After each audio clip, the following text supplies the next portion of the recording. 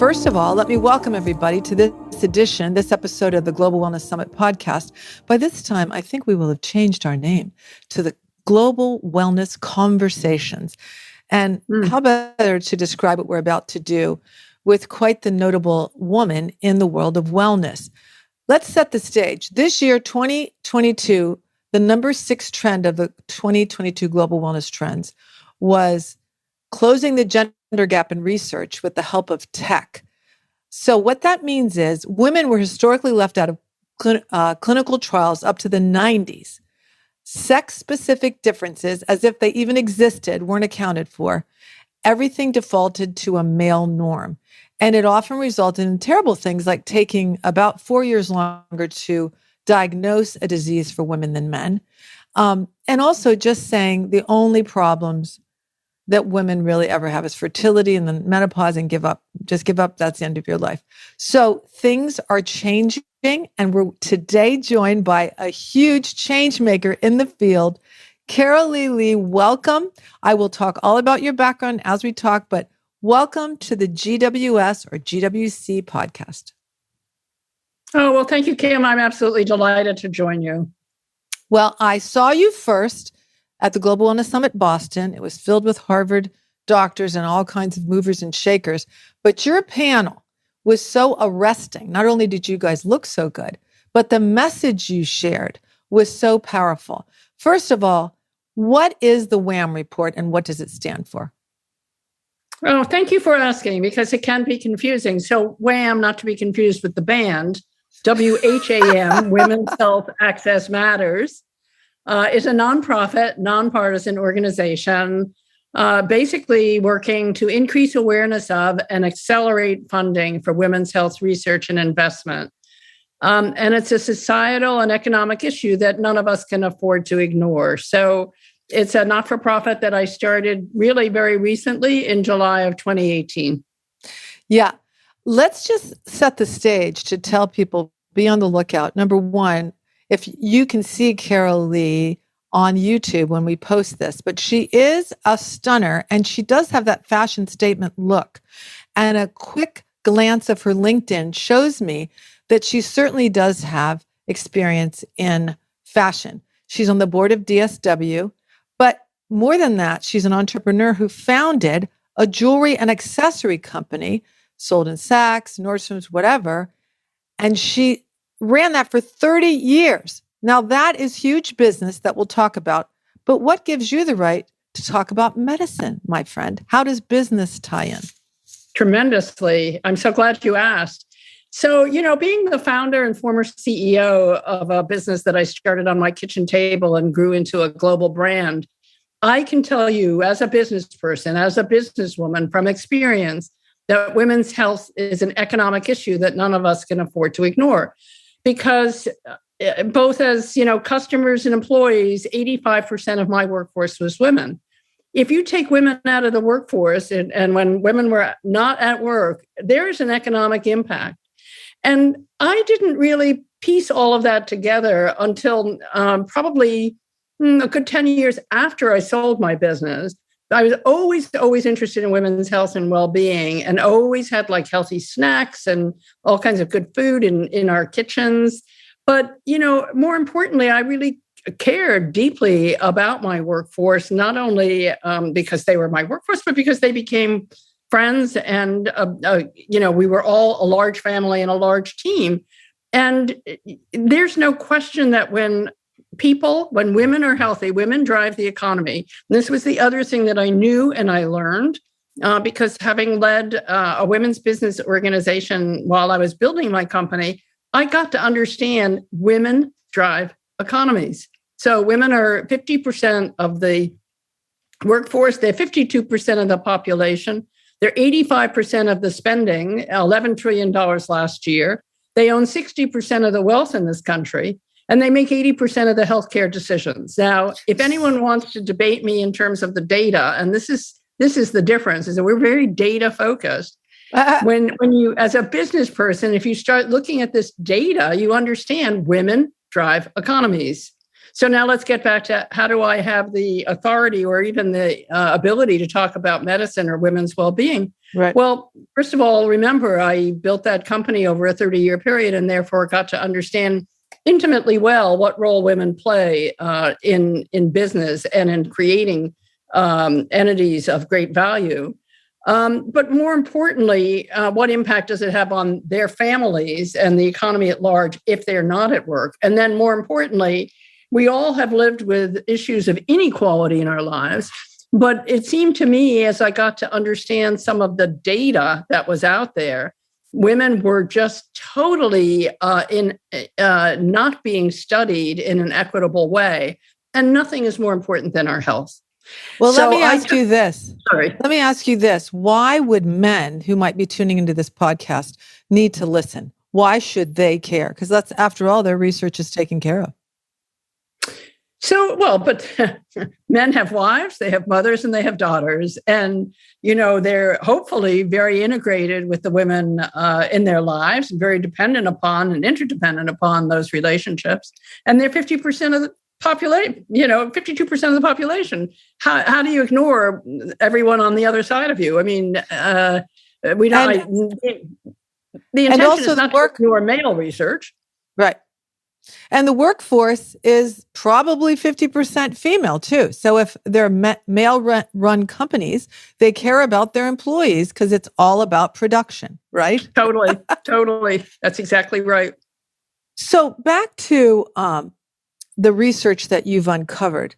True or false? Breast cancer is the number one killer of women in the world. No, it's not. Heart disease. See? That's a punch in the gut. How many people know that? But how much research is allocated to cardiovascular disease for women compared to men? No, you opened such a good can of worms. I've been affiliated with breast cancer for a good portion of my life, having served on the Breast Cancer Research Foundation board since it started, and for 25 years served on that board. It's very few of us understand that heart disease is the number one killer of women. Kills more women than men. 1 out of 3 women will die from heart disease, where 1 out of 31 will pass away from breast cancer. Could we say that breast cancer has done a better marketing job than heart disease? Maybe, but I think the bigger issue is that women don't think of heart disease as being that number one killer, because women think of it as being something that maybe affects you later in life. But that's not even the case anymore. Heart disease is affecting women at a younger and younger age. So it's just that, I think a lot of this data just hasn't been put in front of men and women so that we digest it and understand what the implications are of the different diseases that will affect us in our lifetime. And to make a finer point on what we're saying, the National Institutes of Health, according to your site, allocated coronary research not down the middle of sex lines. In fact, $4 per man and 17 cents per woman. Tell us more. Correct. It's correct, Kim. So what we learned, which was very, very, as the Rand Corporation shared with us, it was very profound, the findings that they came about. So let's just use 1274. If we look at the dollars that are allocated by NIH to studying women in specific diseases, 12% of NIH's budget was allocated to studying women and brain health, when 66% of the population that has Alzheimer's are women. And women are twice as and women are twice as likely to have Alzheimer's as men. And now this is why, Kim, as a business person, and as business people, we were so focused on doing this analytical study so that we weren't just saying more women die of this or more women have that, but rather to be able to say to you, hey, only 12% of dollars by NIH are allocated to studying women when 66% of the population have Alzheimer's. So we know that that's not a good idea. Now go to autoimmune disease, 7%. When, just take rheumatoid arthritis, 70% of the people who have rheumatoid arthritis are women. How do you allocate only 7%? And by the way, rheumatoid arthritis, when you talk about corporate America, takes women out of the workforce much earlier than Alzheimer's, which might take a woman out to take care of someone in their family. And maybe that's a big deal. Do people not know that arthritis is an autoimmune disease? Do they not know that? No, very few people know. I mean, the autoimmune diseases are so vast, and 80% of the people who have autoimmune diseases are women.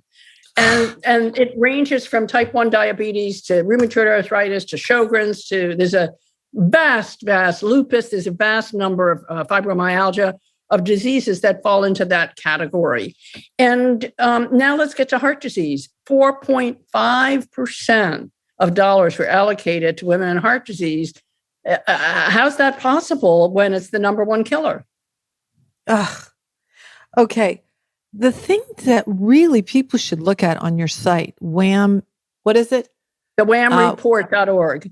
WHAMReport.org, WHAM Report.org. There was a doctor, a female doctor, who talked about the X and Y chromosomes. And she said, speaking of autoimmune disease, that women have double X, right? So they have twice as many immune cells as a man. What are the implications of that? And yet they're getting all the autoimmune diseases, yet they could fly through viruses faster. We need to know so much more, don't we? We do. And that's the whole point, is that we know, here's what's curious, and you're hitting some of the nails right on the head. We know the data, but we don't know the reasons behind the data. We don't know the explanations. And that's what needs to be studied, because if you look at COVID, for example, COVID affected men much more than it affected women. So if you look at autoimmune diseases, where autoimmune and immune are like two sides of the same coin, women clearly can fight off certain things better than men, for example, but like you pointed out, are more prone to autoimmune diseases. We know that data, but we don't know why. So these are areas that need great examination and great study if we're to improve everyone's lives. This is not just about improving the lives of women, for example, but you can't have these kinds of inequalities and expect then societies to perform at a high level. Oh my God. The other thing is brain health. I mean, the New York Times yesterday, I think it was, had an article on, yep, indeed, food can help your brain. Strawberries, blueberries, walnuts. I'm cramming them in my mouth. But oh my God, when Alzheimer's hits a family, life stops. Don't you think men are affected by that? I have a friend whose wife has Lewy bodies. It is devastating to everyone. So what are the disparities in research on Alzheimer's, please?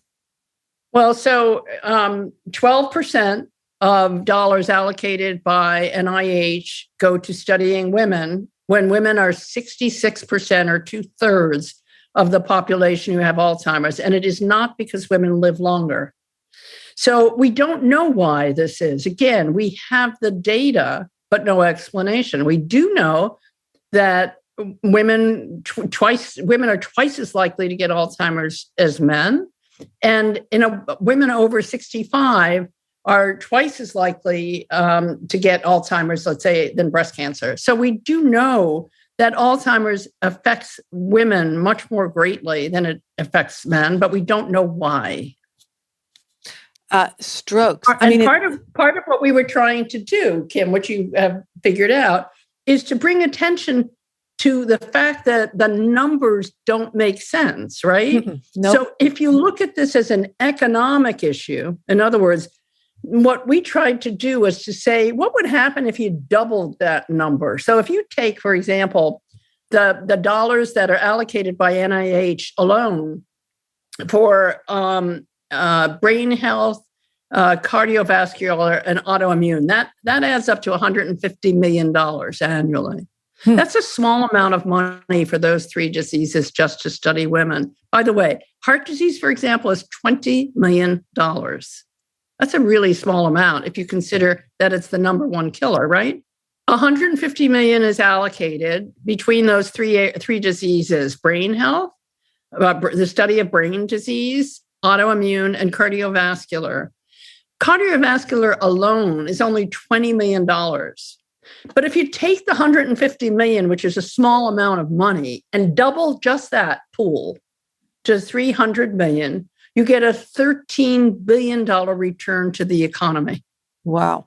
So as a business person, or if you're sitting in Congress, tell me that why wouldn't you want to do this? Why wouldn't you want to increase our economic well-being by that amount?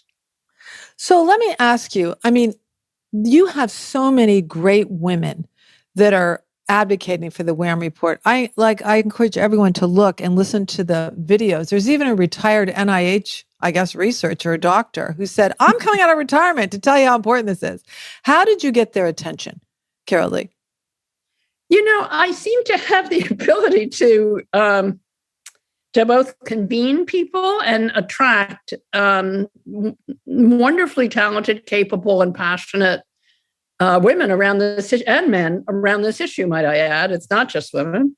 And I think when you hear, as a woman, when you hear this data, you have to be moved by it because you yourself are going to be affected by one of the areas of disease that we picked to do the WHAM reports in. So cardiovascular, autoimmune, brain health. And the last report that we'll be issuing in November is on lung cancer, because lung cancer, as an example, kills more women. No one knows this than all the cancers combined.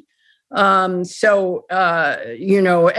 non-smoking women, and yet no one knows that data. What in the world, right?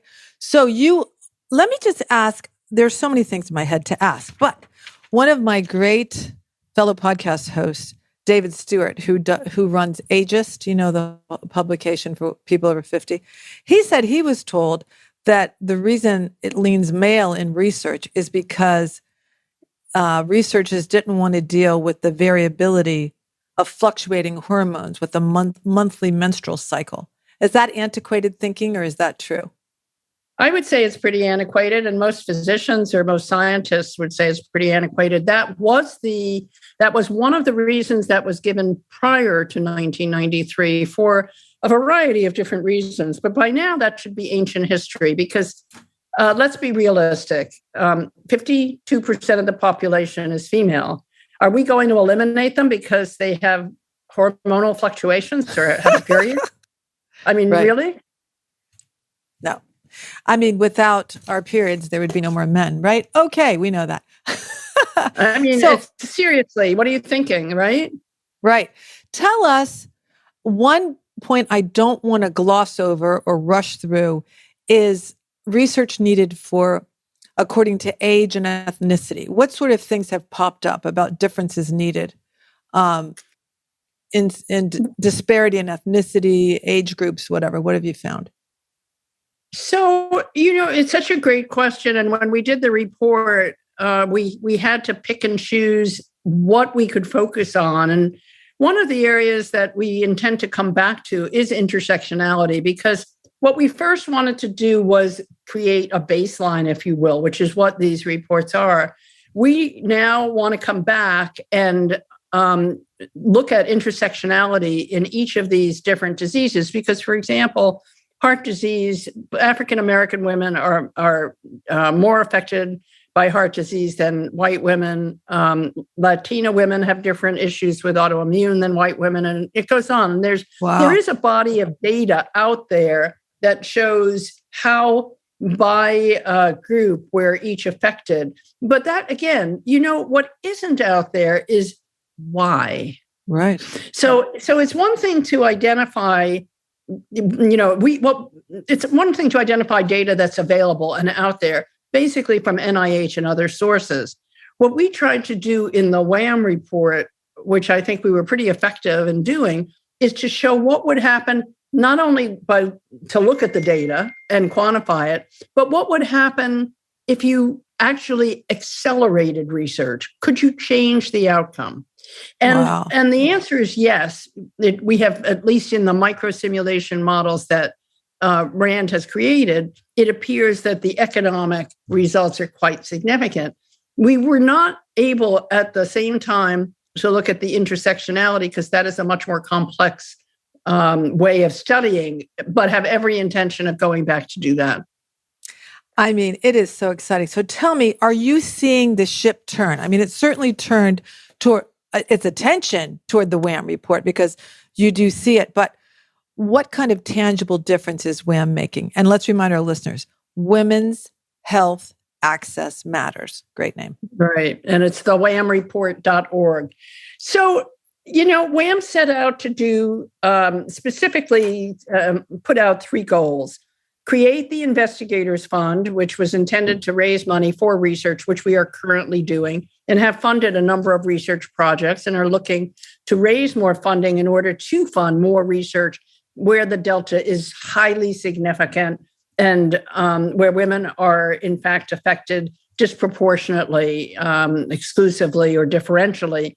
And again, this is not in place of taking any money away or any pots of money away from what's currently allocated to men and women combined, but rather to create new dollars to bring attention and awareness and investment to help change some of those diseases that truly affect women specifically in different ways, such as heart disease. Heart disease is a different disease in women. Any cardiologist will tell you this than it is in men. Yet there's, women still are 50% more likely to die from a heart attack after a heart attack in the first year after that heart attack. So it's like, why, we're not treating necessarily or diagnosing, it appears, heart disease in women as accurately as perhaps needs to be. Wow. So the Investigators Fund was meant to raise money, which is what we do.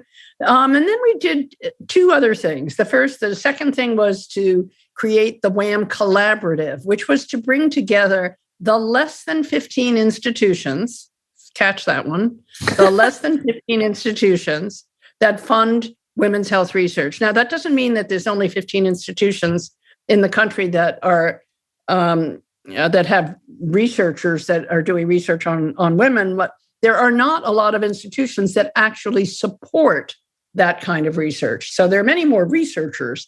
And we wanted to bring that group together because institutions, as you probably know, in research is very siloed. Right. And we thought if we could bring these people together, it would give more synergy to the different issues at hand. And so we now have close to 30 members of the collaborative, and they're all the leaders. And you asked a question earlier, how am I able to bring these people together? If you make an offer to someone that it would in some way change, enrich, or amplify their ability to do what they're doing, I think people are interested in that kind of an offer. And so I'm waiting. Make me one, please. Exactly. You're invited. So the idea that we can bring together people of a similar voice who can then share their goals, their frustrations, their research, their dreams, that's important. That's important. I'll tell you, in my personal life, I have volunteered many hours and raised many donations for a Hollywood known personality, Nancy Davis, from Marvin Davis was her father. Anyway, I can't say the words, Scion, S-C-I-O-N of Hollywood. Anyway, she suffers from MS. And when she was diagnosed 30 years ago, 25, they told her, get a wheelchair, give it up. It's all over. She's like, I refuse to accept that. And she started a fundraiser. And one of the very first things she did was to take the walls away from all the siloed researchers.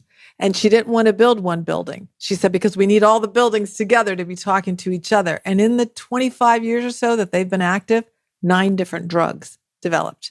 How fast would it have been without that collaboration? So kudos to you.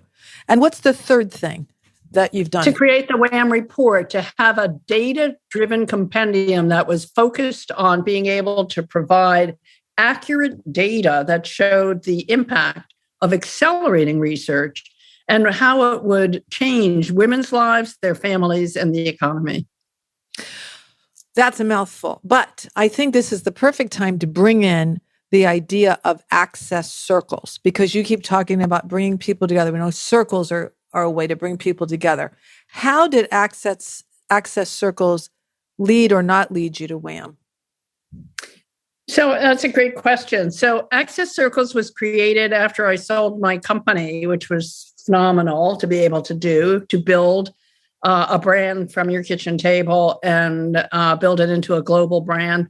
Was tremendously rewarding on so many levels. And when I had the great pleasure and success in selling it. It was, what do you, and so many women, of course, have this question of, what do you do now? Yep. And of course, my kids kept saying, well, who are you going to be? If you're not Carolee, who are you? Like, I'll figure out something.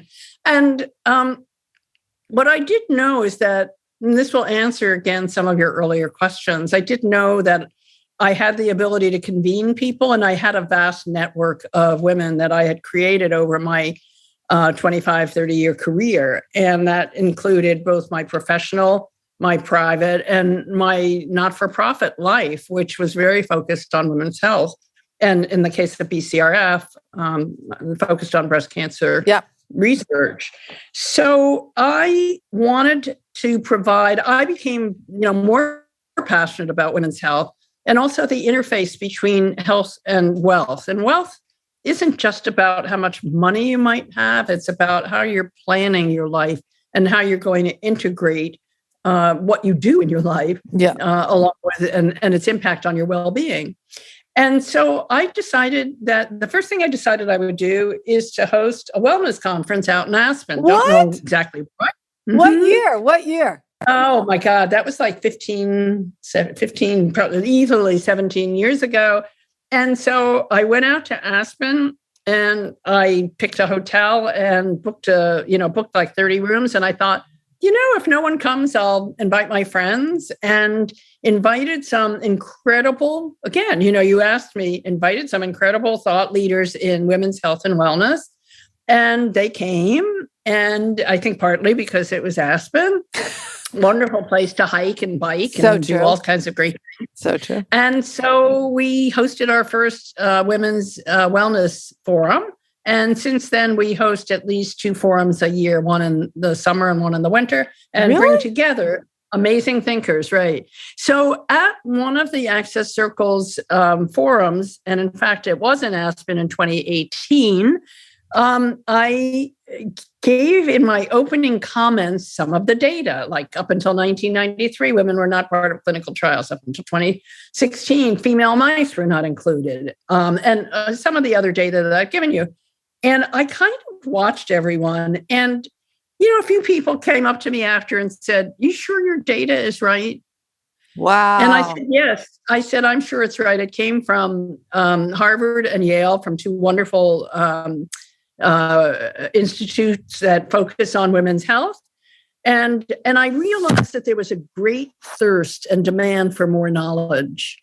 And that was when I decided, we need to do something else. And that was really how WHAM was born. And then what I realized as WHAM, even in the first year, as we became passionate about how could we create change, how could we create impact, we brought together some of the leading thought leaders in women's health research and listened to them and asked them what would create a difference for them. And what we realized was that giving them a new platform or a new voice, such as the data and from an economic analysis, would really change their lives. And that was when we reached out to the RAND Corporation and had them do the study. So at that point, we really felt that WHAM needed its own life. And so it became its own 501c3. And in order to grow into a significant, sustainable, and impactful organization. Okay, now let's review some of the tips for our listeners that Carolee follows. Look for ways when you need help that your work can help amplify what other people are doing. So you're creating win-wins. We know that.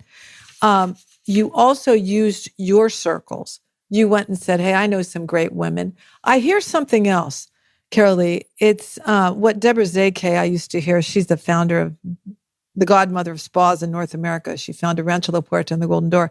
She always said to women, because she's always worked since she was a kid, volunteer. If you don't have a job, volunteer. You will learn. You will learn. And in your work life, you did volunteer for medical causes, right? That's what sort of opened your eyes to wellness? Totally. And by the way, Deborah's a good friend, and she and I belong to a women's organization together for a number of years. So, yeah. How about I should have known. She's super. Yeah. Yeah. She's a super, super woman. She'll be 100, right? This in a week or so. Yeah. Yeah. Yeah, exactly. I think it's volunteering, and I think there's another element that you're hitting on, and that is ask for help. Mm-hmm. It's like none of us really, we're all like, I don't know, even the most successful women I know, it's not that we're shy, that certainly we're not. But, never been accused. Hey, Kim, can you help me with this? I'm having a problem. I can't quite figure it out. Who can I go to? Who can I speak to? It's like we often don't ask when we have an issue or a problem. I don't know exactly all the reasons why, and it doesn't matter, but ask for help. And yet volunteer. And if we don't like the word for, a volunteer, join a board, participate in a discussion, offer to host a lunch or whatever it might be as a means of getting involved in something that's of interest to you, because it is a way for you to express not only your interest and enthusiasm, but it is a way to engage. And I think all of us need, especially in today's Zoom life, we're all looking to engage beyond the screen. And that's the only way that it's really going to happen. And meaningful purpose, passion and purpose. But I see that you and I share something very important in common, Carolee. My husband might even suggest that it's a negative quality for me, but I say, look at the fun we've had because of it. And that is not taking no for an answer. Why do you believe in that? I think this goes back to my the early days of my career, when I was trying to perhaps offer what I thought were beautiful products, and someone would say, "Oh, I don't think that's going to work," and the store doesn't work that way, and I would listen for a moment, and I'd come back and say, "Would we consider perhaps? Could I leave some of these designs with you and just see if you might sell them? And if you don't, I'll come pick them up in a week. But if you do, I can replace them." So if I took no, I would have just left. Yep. And if I try to be creative and find another solution or another way, perhaps, to offer what it is that I'm trying to do, why would I take no for an answer? I mean, I think what's important is to say to someone, "I understand. I hear what you're saying.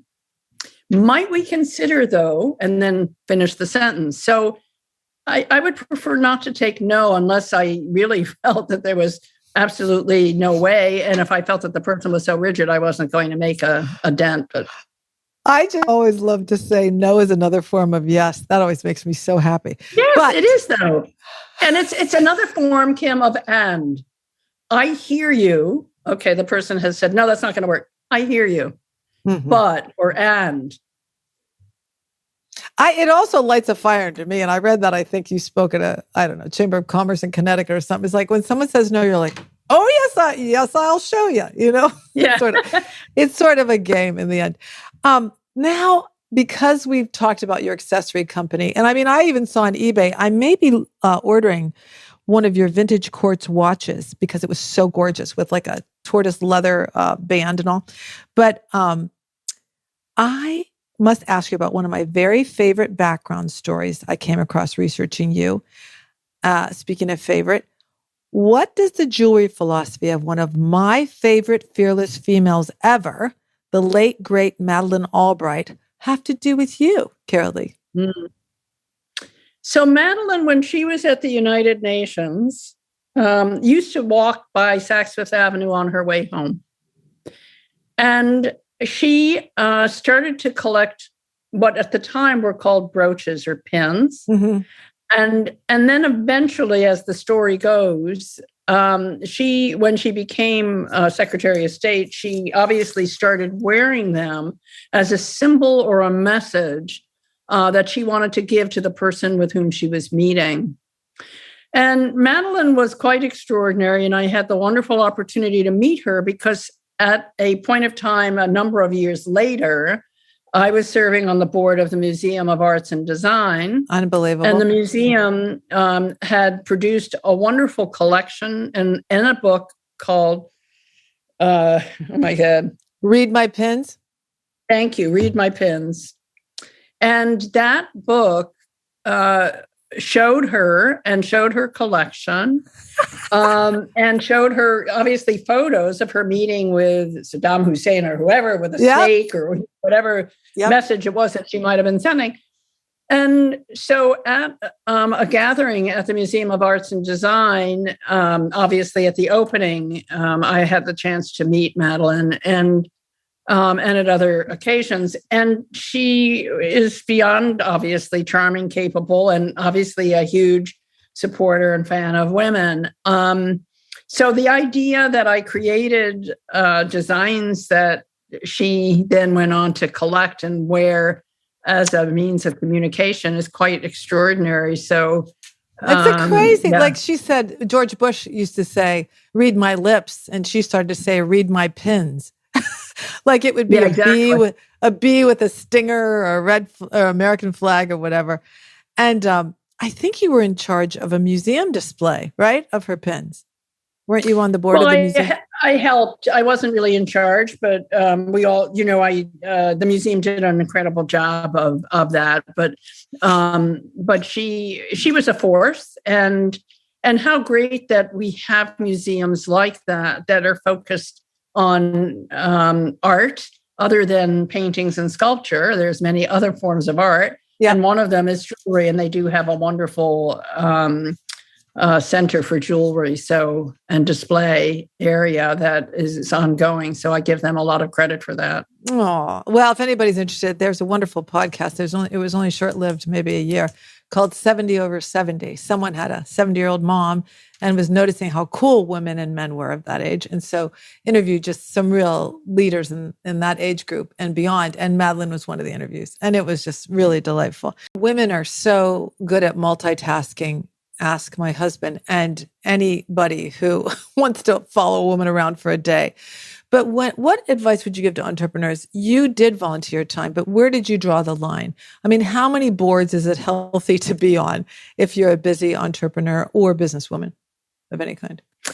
Yeah, I'm not sure there's a finite number that I would offer, because I think it depends on where you are in your life and what other commitments you have. And I certainly had 3 wonderful children and a husband or two that was great and loved every minute. But,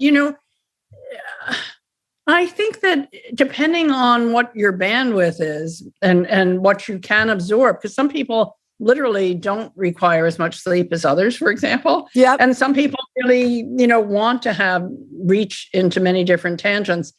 Look, I think the important thing, there is no such thing as balance, I don't believe. I think you have to pick and choose, where and how you spend your time and feel good about it, not feel stressed about it.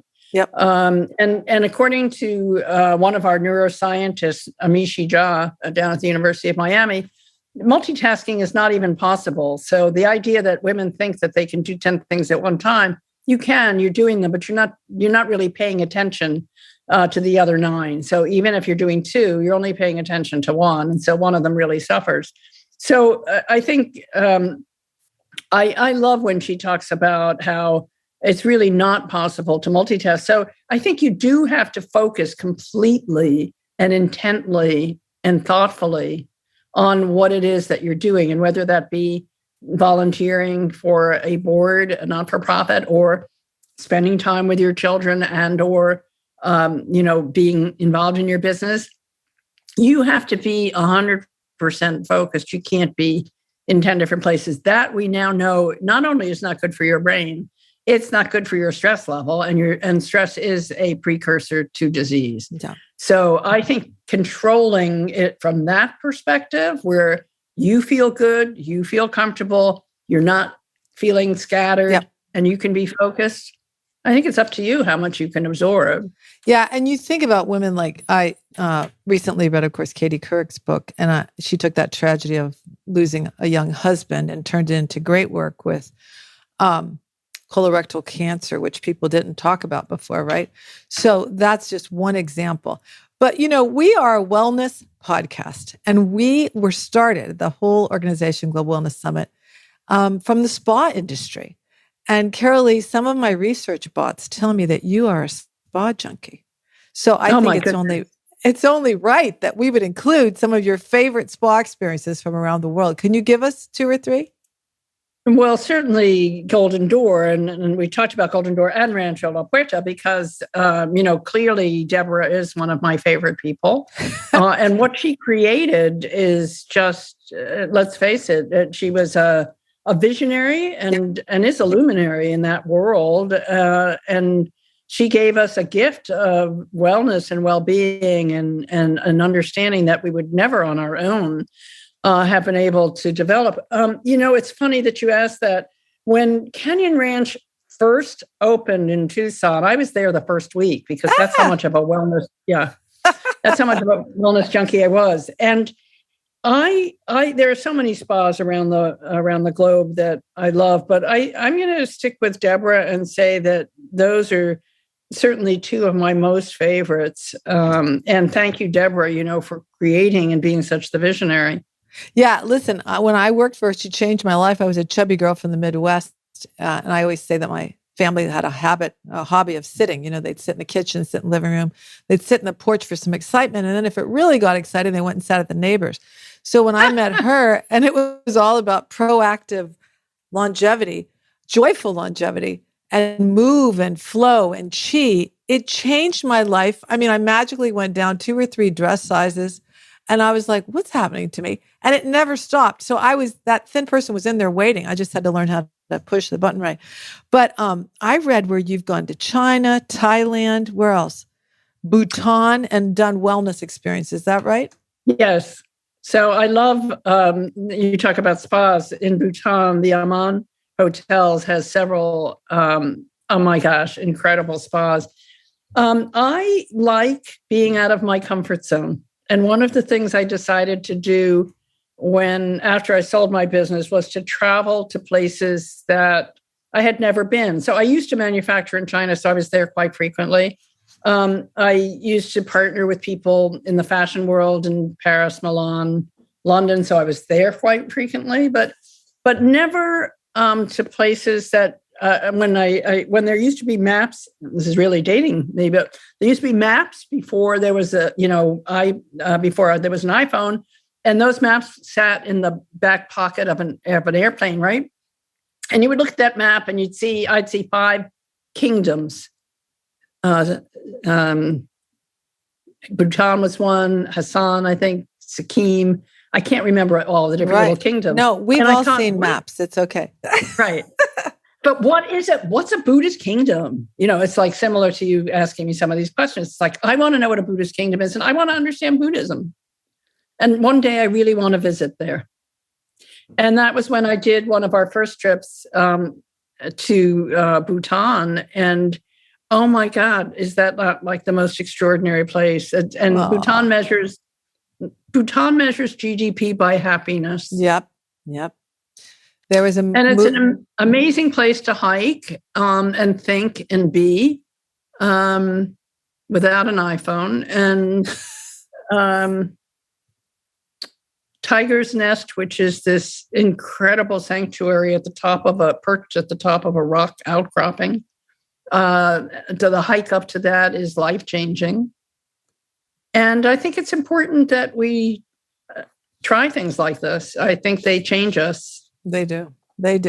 And that's why we love the Global Wellness Summit. It goes to so many unusual places and that you'd never really go to. I remember when I flew to Morocco, I was like, what's going to happen to me? And it was so stunning. And I went to Mexico City, which I wouldn't have chosen. And my husband and I loved it.